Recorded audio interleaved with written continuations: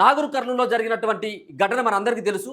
దీనిపైన రకరకాలైనటువంటి కుట్రలు, ఒక భయంకరమైనటువంటి దానికి తెరలేపడం జరిగింది. ఒక పక్కన రెడ్డిలు వాళ్ళ వైపు నుంచి వాళ్ళు నరుకొస్తా ఉంటే, ఇటువైపు నుంచి పోలీసులు వాళ్ళ వైపు నుంచి వాళ్ళు నరుకొస్తున్నారు.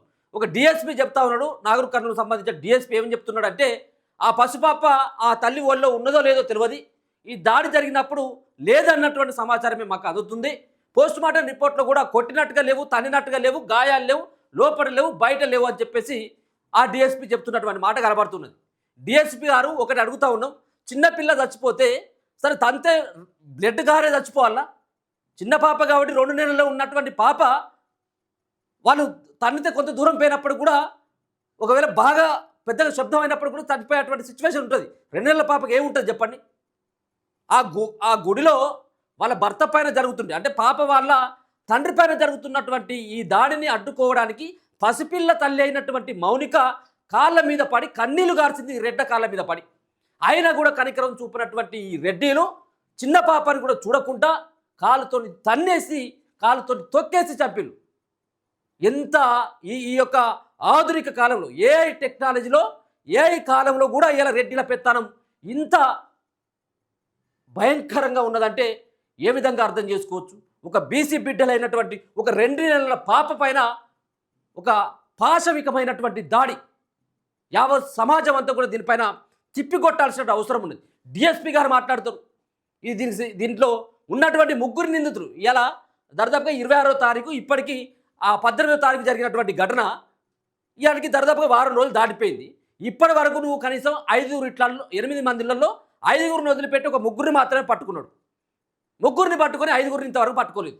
అటువైపు దృష్టి సారించాల్సినటువంటి పోలీసు వ్యవస్థ దీన్ని వేరే వైపు నుంచి మరల్చి ఇలా ప్రజలను తప్పుదో పట్టించేటువంటి విధంగా, అసలు అక్కడ ఉన్నారో లేరో, అసలు ఆ గాయాలైన లోపల లేవు, గాయాలు బయట లేవు, ఆ పసిపాప చావుకి ఆ రెట్టెట్ల కారం అయితే అని చెప్పేసి చెప్పేటువంటి ఒక కుట్రకు తెరలేపిండు డిఎస్పీ. దీని వెనుక ఎవరుంటారు? ఇక దీని వెనుక ఎవరున్నట్టు? 5 రెడ్డిలను పట్టుకోలేదు నిందితులని, మళ్ళీ ఈ యొక్క రెడ్డిల వైపు నుంచి మాట్లాడుతున్నటువంటి డిఎస్పీ గారి మాటలు చూసినట్టయితే చాలా ఆశ్చర్యం కలుగుతూ ఉన్నది, అంతకు మించి అనుమానం కూడా కలుగుతున్నది. మీరు కూడా ఒకసారి కామెంట్ చేసేటువంటి ప్రయత్నం కూడా చేయండి. ఒకసారి ఆ పాప వాళ్ళ అమ్మతో కూడా మాట్లాడేటువంటి ప్రయత్నం చేస్తా. హలో హలో, చెప్పండి సార్. మౌనిక గారండి? అమ్మ, ఒకటి నిన్న డిఎస్పీ అంటే పోలీస్ ఆఫీసర్ ఒక మాట చెప్తున్నాడు, అంటే జరిగినటువంటి ఇష్యూలో అసలు తల్లి దగ్గర పాప ఉందో లేదో అన్నటువంటి అనుమానం వ్యక్తం చేయడం జరిగింది. నిజంగా ఆ రోజు జరిగినటువంటి ఘటనలో ఉందా పాప? మీ చేతిలో ఉందా, లేకపోయినట్టయితే ఇంకెవరికి చేతిలో నన్ను పెట్టారా? ఏంటిది అసలు? లేదన్నా, నేను ఎప్పుడైతే దర్శనానికి వెళ్ళినానో అప్పటి నుండి నేను పాపని ఒక్కరికి కూడా ఇవ్వలేదు. పాప నా దగ్గరనే ఉంది. ఇంకో మేము పాప పైనకి గుడికి వెళ్ళినప్పుడు అక్కడ స్నానాలు చేసారు కదా, అది ఒక చిన్న వీడియో తీసుకున్నాము. పాపకి అక్కడ పడుకోబెట్టిన, నా మీదే పడుకోబెట్టుకొని పాపకు బొట్టు పెట్టి కూడా ఫోటో తీసుకున్నాం అన్న మేము పాపకు. ఓకే, పాప నా దగ్గరనే ఉంది. గొడవ అయిపోయి పోలీస్ స్టేషన్ పోయేంత వరకు పాప నా దగ్గరనే ఉందన్న. అంటే ఎన్ని గంటలకమ్మా ఈ ఇన్సిడెంట్, ఎన్ని గంటల నుంచి అవుతా ఉన్నది? అంటే మీరు జరిగినప్పుడు కూడా ఆడనే ఉన్నారా, లేకపోతే మీ భర్త పైన దాడి జరుగుతుంది అని మీకు తెలిసి అక్కడికి వచ్చింది? అసలు ఎట్లా వచ్చింది మీరు గుడికి? అందరు కలిసి వచ్చిన కుటుంబ సభ్యులంతా కలిసి? ఫస్ట్ చిన్న విషయం జరిగినప్పుడు పైన మల్లికార్జున స్వామి గుడి దగ్గర జరిగినప్పుడు పాప నా దగ్గర ఉండి అక్కడ లేడీస్ ఉన్నామన్నా అంతా. మీరు అందరు కలిసే పెళ్ళి? మీ భర్తతో పాటు మీరు కూడా కలిసే పెళ్ళా? మా ఆయన లేడప్పుడు ఇంటి నుంచి ఇట్లా మాకు ఫస్ట్ కొన్ని చిన్న విషయం జరిగినప్పుడు ఇంకా మా ఆయన లేడప్పుడు, తర్వాతకి ఇంటి నుంచి 5 గంటలకు వచ్చిండు. 5 గంటలకు వచ్చిన తర్వాతకి అప్పుడు మా ఆయన కొడుతుంటే ఆయన అరుస్తున్న అరుపులు విని నేను పాపతో సహా అట్లనే వెళ్ళిపోయినా. ఓకే, పాప నా చేతుల్లోనే ఉందన్నా. మరి మీ భర్తని ఇప్పుడు లోపట కొట్టిండు కదా, అంటే గుడి లోపట కదా కొట్టింది? గుడి లోపల కాదు, కొబ్బరికాయలు అమ్మే రూమ్ లో కొట్టిల్లా? కొబ్బరికాయలు అమ్మేటువంటి రూమ్ లో కొట్టిండు. ఇప్పుడు మీరు అప్పుడు మీరు బయట ఉన్నారా, లేకపోతే మీ ఆయన దగ్గరికి లోపల దగ్గరికి వెళ్ళిండ్రా? అంటే మీరు బయట ఉన్నటువంటి వాయిస్ వినబడుతుంది, బయట ఉండేది? బయటనే ఉన్నా. చిన్న వీడియో కూడా ఉంది, అక్కడ చెవులకి మఫ్లర్ కట్టుకొని ఉన్న తలకి. అవును. నేను బయట నుంటే అరుస్తున్నా, ఎందుకంటే లోపలికి వదలట్లేదు అని బయట నుండి అరుస్తున్నా.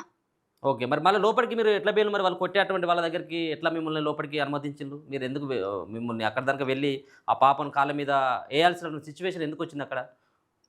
అంటే అక్కడ అన్న వాళ్ళు డోర్ తెరుచుకొని అందరూ దొబ్బుకొని ఎళ్తుర్రు గదా! హ్మ్.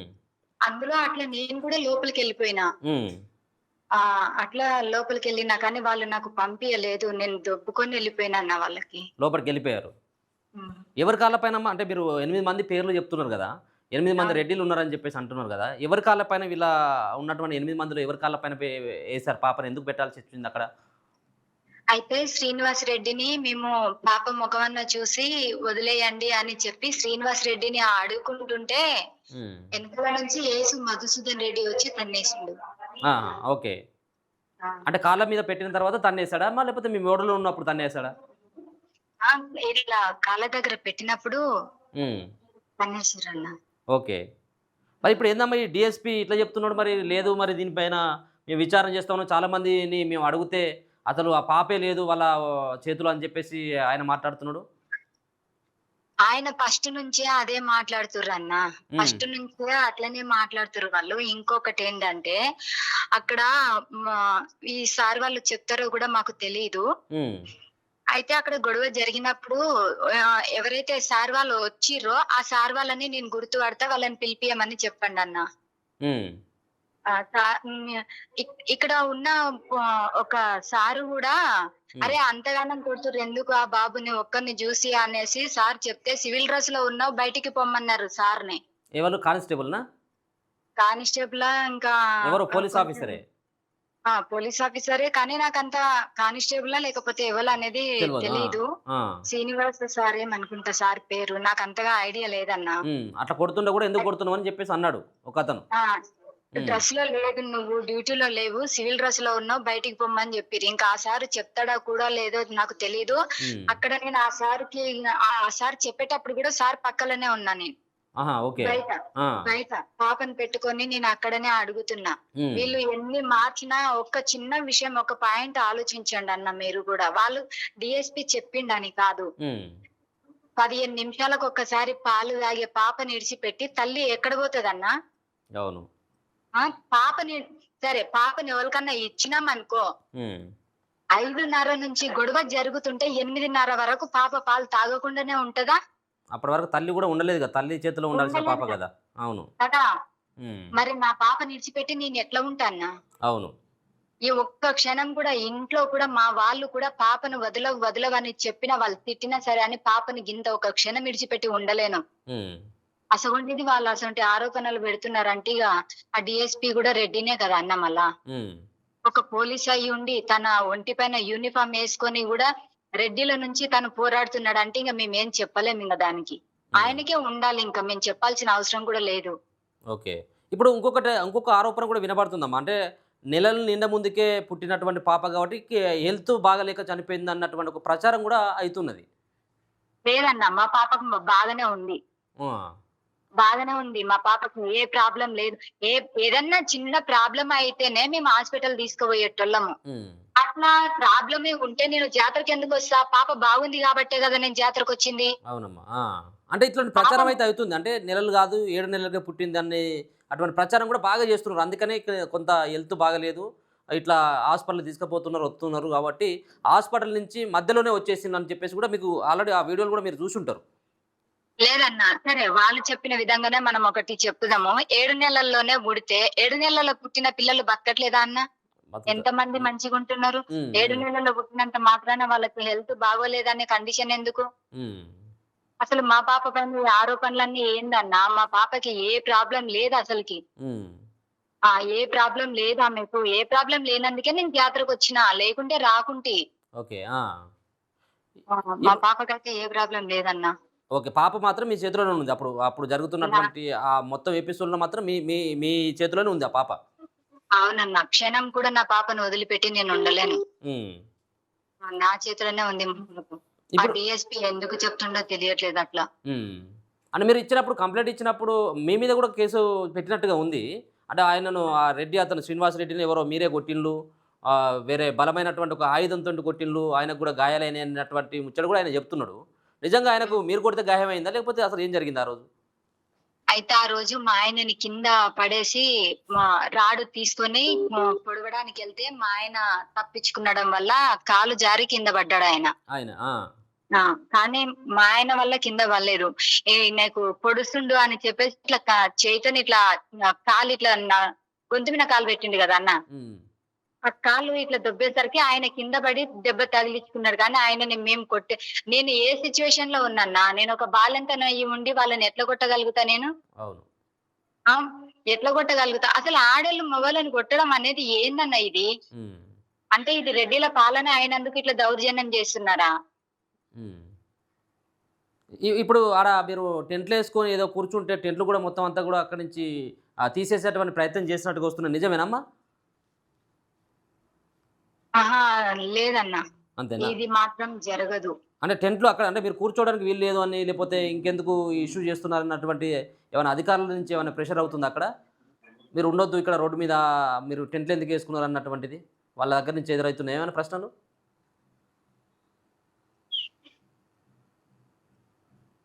హలో! ఆ! అన్న. ఇప్పుడు టెంట్లు మీరు ఎక్కడైతే మీరు కూకొని ఇప్పుడు విశారదన్ సార్ కావచ్చు, మిగతా బీసీ సంఘాల నాయకులు వచ్చినప్పుడు ఒక టెంట్ కాడ కూర్చున్నారు కదా! మీ మీ మీ భర్త గాని, మీరు గాని, ఇంకా వచ్చినటువంటి వాళ్ళు గాని. ఇప్పుడు ఉందా? ఆ టెంట్ ఉందా? లేకపోతే ఊడబీకారా? లేదన్న ఉంది. ఉందా? ఉంది. ఉంది. ఉంది. ఆహా! ఓకే. సరే అమ్మా. ఓకే. రైట్. సో, ఇది ఆ తల్లి చెప్తున్నటువంటి విషయం. సో, ఒక పక్కనేమో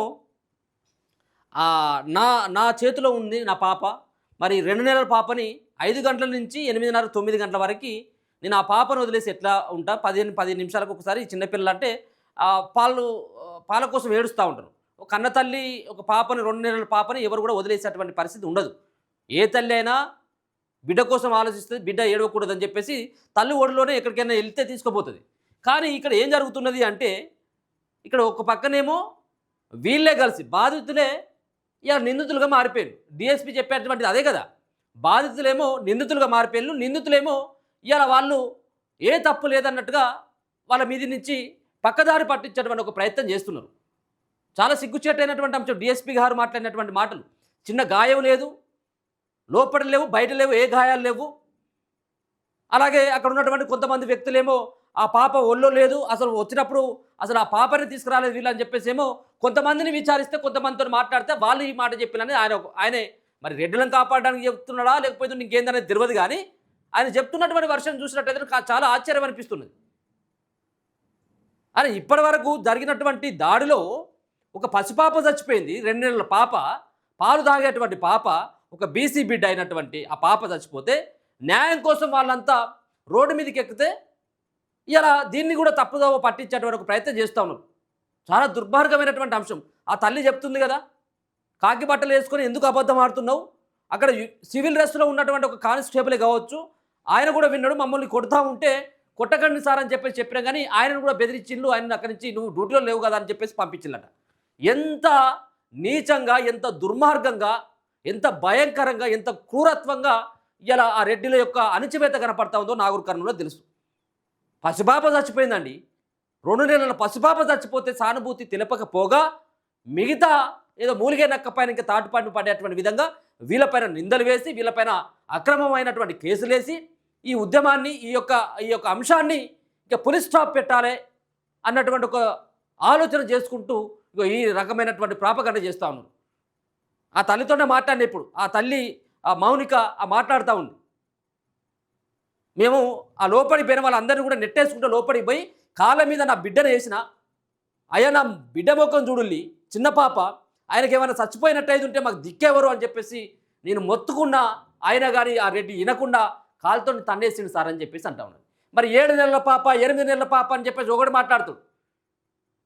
7 నెలలకు 8 నెలలకు కూడా బతుకుతూ ఉంటారు కదా, బతకరా? 7 నెలలకు 8 నెలలకు పుట్టేళ్ళందరూ చచ్చిపోయేలా కాదు కదా.